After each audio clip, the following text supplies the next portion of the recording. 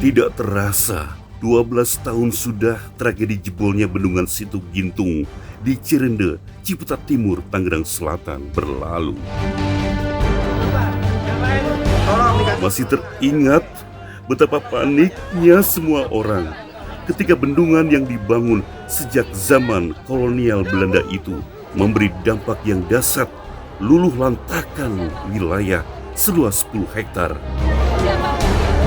2 juta meter kubik air dari tanggul Situ Gintung menghantam keras ratusan rumah warga pagi itu. Akibatnya, mereka yang tertidur lelap meninggal karena air juga menenggelamkan rumah. Tercatat, sekitar 4 wilayah RT yang berjarak 500 meter dari situ adalah lokasi terparah dari sapuan air bah. 99 nyawa melayang dan juga hancurnya ratusan rumah dan juga harta benda lainnya yang hancur dihantam derasnya air bendungan yang jebol. Bahkan masih ada sejumlah jasad yang hingga kini masih belum ditemukan. Meski sudah 1 dekade lebih berlalu, tragedi ini masih membekas di pikiranku. Namaku Nana Surana, salah satu korban selamat musibah jebolnya Situ Gintung 27 Maret 2009 silam. Gulungan air dalam jumlah besar yang datang tiba-tiba begitu jelas tergambar di mata hingga saat ini. Kisah pedih itu bermula dari guyuran hujan yang turun seharian. Tanggal 26 bulan Maret pada sore hari hujan besar setelah salat maghrib terjadilah banjir. Itu malam Jumatnya. Banjir sempat surut sekitar jam 8 lah kurang lebih surut. Saat menjelang subuh sekitar pukul 4:30, aku mendengar kabar bahwa tanggul Situ Gintung mulai jebol. Akhirnya dikarenakan pada saat itu di RT 04 ada hansip, ronda malam. Petugasnya mereka start dari jam 11 malam sampai jam 4 pagi atau jam setengah 5 pagi. Cuman pada saat itu hansip dapat informasi bahwa tanggul Situ Gintung itu udah mulai rembes. Masih menjabat sebagai ketua RT, aku langsung mengecek kondisi tanggul yang dikabarkan sudah mengeluarkan air.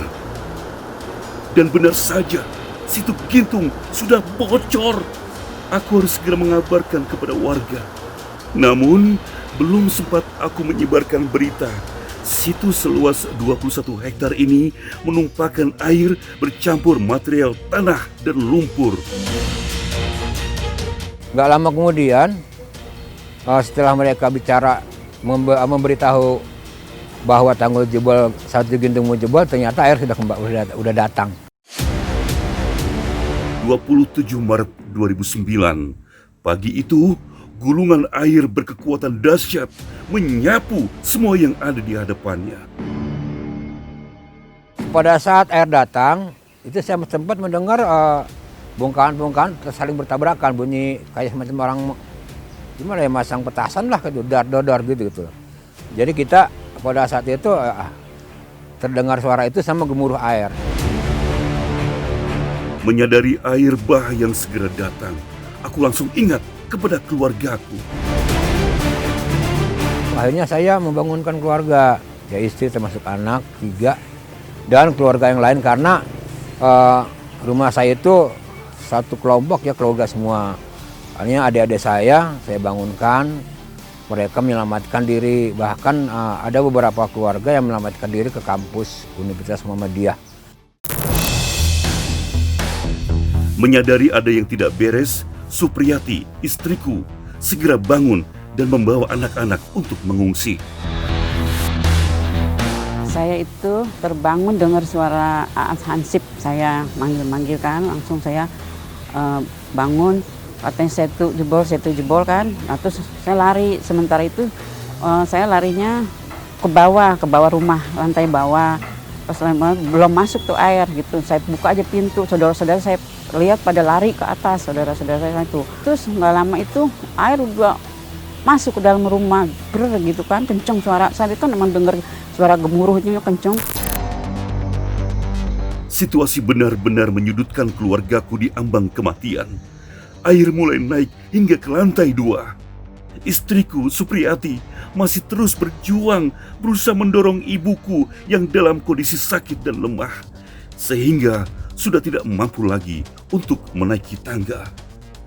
Ya Tuhan, selamatkan keluargaku. Di atas gitu air makin tinggi, kita naik lagi dah. Nah, ini pakai tangga. Saya juga udah nangis aja, kita harus kemana kata saya gitu kan. Saya bingung juga, apalagi anak saya yang waktu itu SD, yang masih SD, ada kelas 6, dia teriaknya mama nih gitu kan. Teriak-teriak ayo kita naik gitu kan. Terus ada mertua saya yang lagi sakit juga. Mertua saya juga sakit, udah saya dorong tuh pakai tangga. Dia nggak mampu jalan karena dia punya sakit diabetes ya. Obat saya ketinggal obat, udah kata saya jangan ingetin obat, kita nyelamatin diri, kata saya bilang gitu. Saya dorong mertua, terus anak saya di atas narik udah karena air udah banyak tuh ya. Terus akhirnya alhamdulillah selamatnya saya dorong mertua. Seluruh keluarga berhasil ada di lantai atas dan selamat. Tiba-tiba aku mendengar suara tetanggaku yang meminta pertolongan.